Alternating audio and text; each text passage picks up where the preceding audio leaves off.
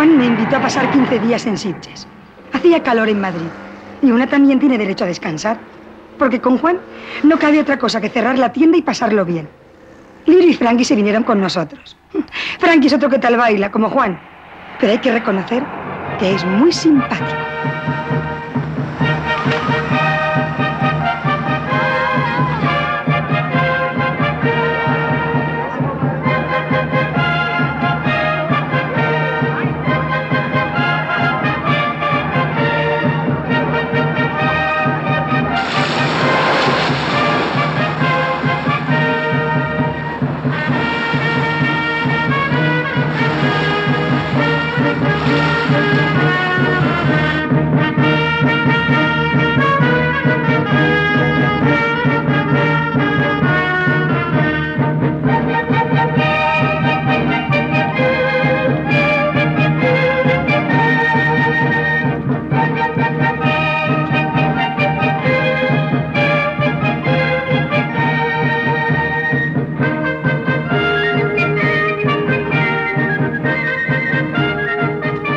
Mañana volvemos a Madrid.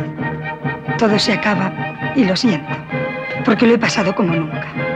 Pero el trabajo es el trabajo. Y perder 15 días es un lujo para mí, que no vivo del aire.